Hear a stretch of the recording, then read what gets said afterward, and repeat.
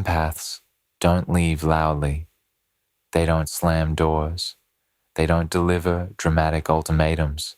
They don't give you a final speech about everything you did wrong and everything they deserved that you couldn't give them.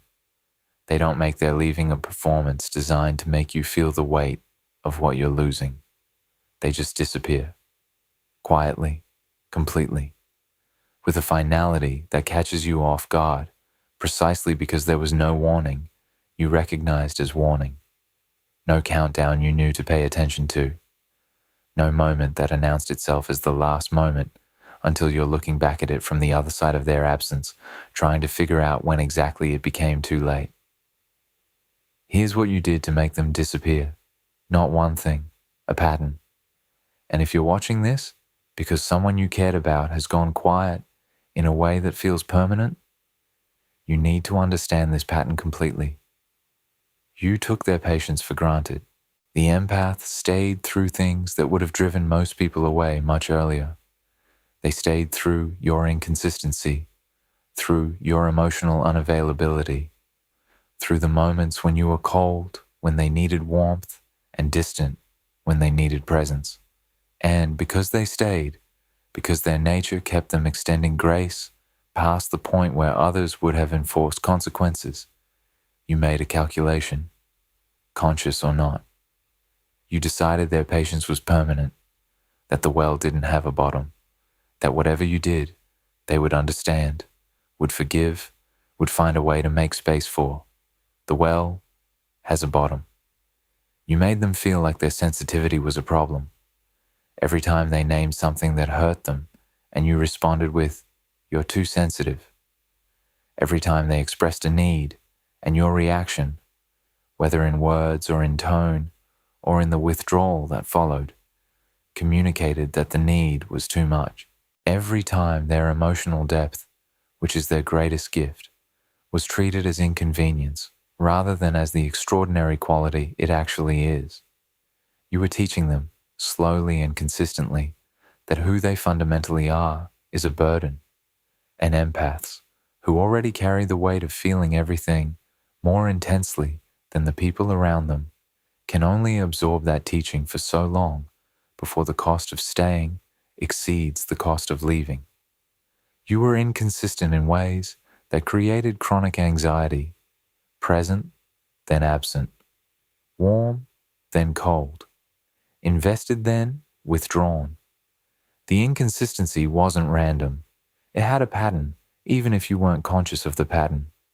Close enough to create attachment, distant enough to prevent security. And the empath, whose sensitivity means they feel every shift in your emotional availability with unusual precision, was living in a state of continuous low-grade anxiety, trying to read the signals, anticipate the withdrawal, manage themselves carefully enough to keep the warmth from disappearing again. That vigilance is exhausting in ways you probably never saw, because they were too skilled at absorbing it quietly. You stop showing up for the small things. And for an empath, the small things are not small. The forgotten plans, the conversations you were physically present for, but mentally absent from. The moments when they were struggling, and you were available, but not really available. There in body, but somewhere else entirely in attention and care. Empaths pay attention to everything. They notice the quality of your presence, not just its quantity, and the accumulated experience of being with someone who is frequently almost there, but never quite fully there, is its own specific kind of loneliness. A loneliness that's worse in some ways than being actually alone, because you're supposed to not be alone, and yet. And finally, you confused their forgiveness for permission. Every time they forgave you, every time they extended grace after you'd hurt them, every time they came back to the relationship with their hearts still open after you'd given them reasons to close it, you logged that as evidence that the behavior was without consequence. That forgiveness meant the slate was clean and the pattern could continue, but the empath was forgiving and counting simultaneously. Not vindictively. They were assessing. watching whether the forgiveness was producing anything, whether the grace was being received as invitation to grow or as permission to remain. When the assessment became conclusive, when it was clear the forgiveness wasn't producing change, the grace wasn't being honored, the counting had reached the number that the limit always had, they left, quietly, finally, without the dramatic exit that would have given you something to argue with or apologize for or negotiate around. They just became unavailable in a way that is, if you're honest with yourself, exactly what you trained them to become.